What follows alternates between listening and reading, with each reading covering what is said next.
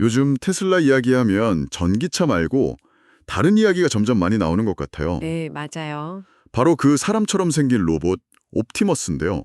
일론 머스크가 뭐 테슬라 가치의 대부분이 여기서 나올 거다. 이런 말까지 했잖아요. 그렇죠. 아주 큰 비전을 제시했죠. 이게 진짜 가능한 건지 아니면 그냥 좀 먼 미래 이야기인지 오늘은 이 옵티머스가 도대체 뭐고 왜 중요하게 얘기되는지 또 어떤 가능성과 과제가 있는지 이게 테슬라한테 어떤 의미인지 좀 깊게 파헤쳐 보려고 합니다. 네, 좋습니다.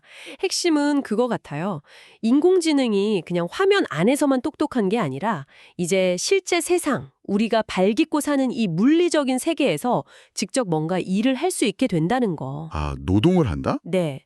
옵티머스는 그냥 로봇 하나 나오는 게 아니라 어쩌면 AI가 현실 세계의 생산성을 진짜 확 바꾸는 그런 새로운 시대가 시작되는 신호탄일 수도 있다는 거죠.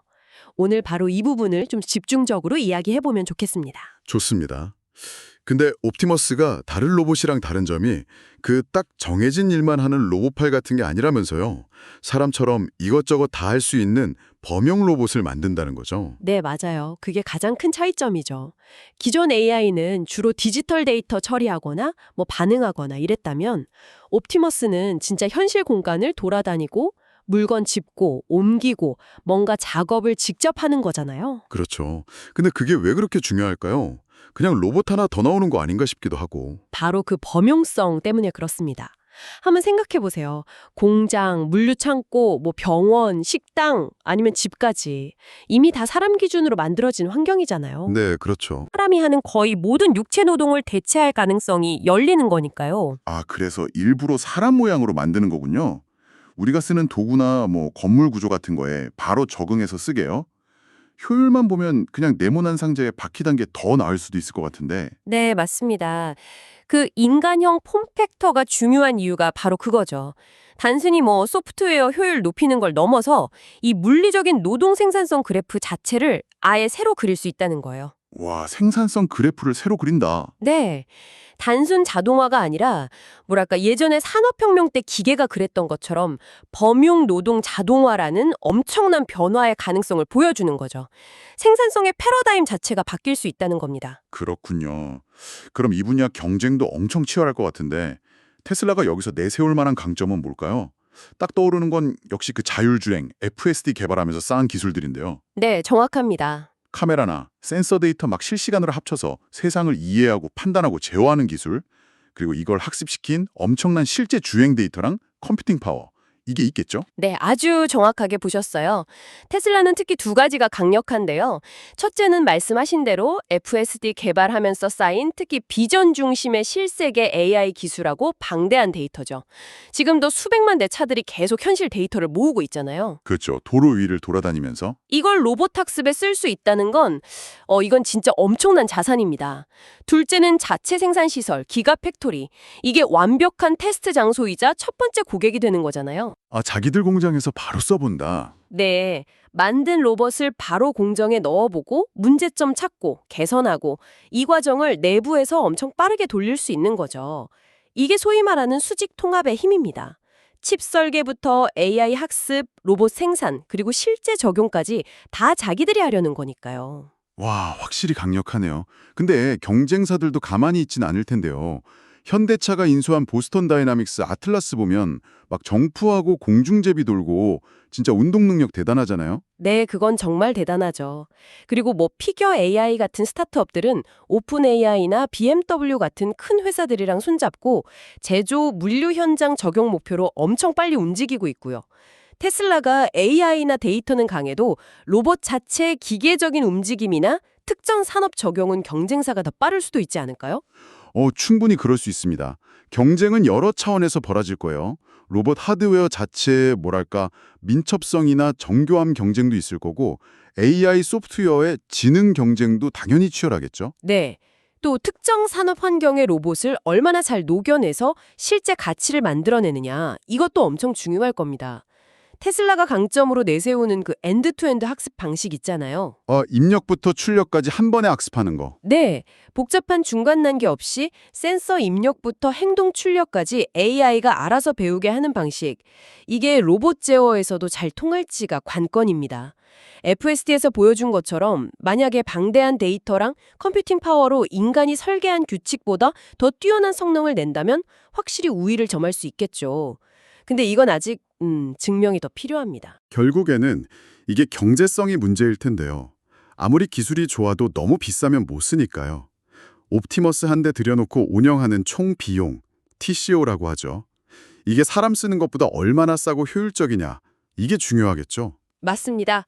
단순히 로봇 가격만 볼 게 아니라 유지보수 비용, 전기세 같은 에너지 비용, 또 고장났을 때 고치는 시간과 비용까지 다 따져봐야 하거든요. 네. 테슬라가 초기에는 대당 $2만 아래로 만들겠다 이런 목표를 내놓기도 했는데 이 가격이 정말 가능할지 그리고 그 가격에 쓸만한 성능과 내구성이 나올지가 중요합니다. 근데 이게 단순히 로봇 기계만 딱 팔고 끝나는 사업 모델은 아닐 것 같거든요. 약간 스마트폰처럼요. 기계도 팔지만 앱스토어처럼 소프트웨어나 새로운 기능을 계속 업데이트해주고 구독료를 받는 그런 식도 가능하지 않을까요? 예를 들면 요리 스킬, 아니면 정원 관리 스킬, 이런 걸 소프트웨어로 파는 거죠. 정확히 보셨습니다. 사실 하드웨어 판매 수익보다 장기적으로 보면 소프트웨어랑 서비스에서 훨씬 더 큰 수익이 나올 수도 있어요. 아, 정말요? 네, 로봇 기본 기능은 제공하고 추가적인 고급 기능이나 특정 작업 스킬은 유료 업데이트나 월구독료 모델로 가는 거죠. 또 로봇 운영 데이터를 분석해서 생산성 높이는 컨설팅을 해주거나 로봇 고장 대비 보험 상품을 팔 수도 있고요. 심지어는 로봇이 할 수 있는 일 자체를 거래하는 로봇 노동력 마켓플레이스 이런 플랫폼으로 커질 수도 있습니다. 와, 로봇 노동력 마켓플레이스? 네, 이게 바로 테슬라를 그냥 제조업체가 아니라 AI 기반의 생산성 플랫폼 회사로 완전히 바꿀 수 있다는 그런 기대감의 근거가 되는 겁니다. 이야, 정말 그림이 크네요. 근데 좀 현실로 돌아와 보면 테슬라가 지금 당장은 전기차 시장 경쟁도 심해지고 일부 모델은 좀 오래됐다는 평도 있고 중국 시장에서도 고전하고 있고 이런 단기적인 어려움들이 있잖아요. 네, 그렇죠. 만만치 않은 상황이죠. 이런 상황에서 옵티머스처럼 아직 불확실한 미래 기술에 엄청난 돈을 쏟아붓는 게 이게 맞나? 단기 실적에는 오히려 좀 부담될 수도 있을 텐데요. 바로 그 지점이 현재 테슬라를 보는 시각이 아주 날카롭게 갈리는 부분입니다. 단계적인 재무 성과만 본다면 당연히 불확실성 큰 로봇 사업에 막대한 투자를 하는 게 위험해 보일 수 있죠. 그렇죠. 하지만 좀 길게 보면 전기차 시장이 결국 성숙기에 들어섰을 때 새로운 성장 동력을 만들기 위한 필수적인 투자, 그러니까 미래를 위한 옵션을 미리 사두는 거라고 볼 수도 있습니다. 핵심은 기존 사업, 그러니까 자동차랑 에너지 사업이 계속 안정적으로 돈을 벌어주면서 동시에 AI나 로보틱스 같은 미래 사업 투자를 감당할 수 있느냐 하는 거겠죠. 그럼 투자자나 테슬라에 관심 있는 분들은 어떤 점을 좀 유심히 봐야 할까요? 그냥 머스크 말만 믿고 기다리기에는 변동성이 너무 크잖아요. 네, 몇 가지 좀 구체적인 이정표들을 봐야 합니다. 첫째는 AI 학습을 뒷받침하는 컴퓨팅 파워. 예를 들어 도조 슈퍼컴퓨터 같은 게 계획대로 잘 확충되고 있는지. 둘째는 FSD 소프트웨어 성능이 계속 개선되고 실제 유료 구독자가 늘어나는지. 네, FSD. 셋째는 로보틱스 사업이 규제를 통과하고 시범 운영에서 성과를 내는지. 그리고 마지막으로 오늘 얘기하는 옵티머스. 이 프로토타입이 실제로 얼마나 쓸모있는 작업을 하는지 보여주고 또 기가팩토리 안에서라도 제한적으로 실제 업무에 투입돼서 성과를 내기 시작하는지 이런 걸 봐야죠. 이런 좀 가시적인 진전이 나와야 시장의 신뢰를 얻고 장기 비전에 대한 기대도 유지할 수 있을 겁니다. 로보택시랑 옵티머스 둘 다 AI 미래 사업인데 성격이 좀 다른 것 같아요. 로보택시는 당장 규제라는 엄청 큰 벽이 있는 것 같고 옵티머스는 공장 같은 데서 먼저 시작할 수 있으니 상용화는 좀 더 빠를 수도 있겠네요. 네, 그렇게 보는 분석이 많습니다. 로보택시는 기술 문제도 있지만 각 나라마다 다른 복잡한 법규나 사회적으로 받아들여지는 문제 이런 걸 다 풀어야 하거든요. 사고 났을 때 책임은 누가 지냐? 이런 것도 아주 민감하고요. 그렇죠. 반면에 옵티머스는 일단 기업 고객 B2B 대상으로 공장이나 물류 창고처럼 비교적 예측 가능하고 통제된 환경에서 특정 작업부터 시작할 수 있잖아요. 여기서 안정성, 효율성 보여주고 점차 적용 범위를 넓혀가는 전략이 가능하죠. 그리고 아까 말씀드린 것처럼 하드웨어 판매랑 소프트웨어 서비스 구독을 합쳐서 로보택시보다 더 안정적이고 높은 수익 구조를 만들 수도 있고요. 하지만 옵티머스도 상용화까지 가려면 넘어야 할 산이 많아 보이는데요. 초기 투자도 엄청나게 필요할 테고 이게 성과 내려면 시간이 꽤 걸릴 것 같아요. 흔히 말하는 그 J커브 있잖아요. 초기에는 손해를 봐야 하는. 맞습니다. 전형적인 J커브 형태를 각오해야 할 겁니다. 처음 몇 년은 프로토타입 만들고 작게 시험해보고 조금씩 보급하고 또 성능 개선해서 다음 모델 내놓고 이게 빠르게 반복될 가능성이 높아요. 이 과정에서 풀어야 할 핵심 과제들이 정말 많습니다. 크게 한 3가지 영역으로 나눠볼 수 있을 것 같은데요. 3가지 영역이요? 어떤 건가요? 첫째는 역시 기술적 완성도죠. 사람 손처럼 부드럽고 정교하게 물건 다루는 능력, 예상 못한 상황에서 균형 잡는 능력, 또 다양한 환경이나 작업을 스스로 배워서 일반화하는 AI 능력, 이런 게 아직은 좀 어렵습니다. 특히 가상 시뮬레이션에서 잘 돼도 현실에서 바로 잘 되는 건 아니거든요. 아, 그 현실과의 갭. 네. 둘째는 경제성과 신뢰성입니다. 로봇 만드는 단가를 확 낮춰야 하고 동시에 공장 같은 데서 쓸 수 있을 만큼 튼튼하고 고장 안 나는 내구성, 즉 MTBF, Mean Time Between Failures라고 하죠. 이걸 확보해야 합니다. 셋째는 운영 및 안전이고요. 수천, 수만 대 로봇을 원격으로 관리하고 소프트웨어 업데이트, OTA 하는 시스템, 또 로봇이랑 사람이 같이 일하는 환경에서 안전기준 만들고 규제 지키는 문제, 데이터 보안 문제까지 다 해결해야죠. 이 3가지 영역에서 뭔가 의미 있는 진전을 보여주는 게 중요합니다. 와, 듣기만 해도 쉬운 게 하나도 없네요. 특히 안전 문제는 정말 중요할 것 같아요. 로봇이 실수로 사람을 다치게 하거나 생산 라인을 멈추게 하기라도 하면 파장이 엄청 클 텐데요. 그리고 로봇 주변에 안전 펜스를 친다든지 사람 작업자랑 물리적으로 좀 떨어뜨려 놓는다든지 하는 방식으로 운영될 수 있습니다. 점차 기술이 발전하고 안전성이 확인되면서 더 복잡하고 사람과 같이 일하는 작업으로 넓혀가겠죠. 그럼 위험 요소를 좀 더 정리해보죠.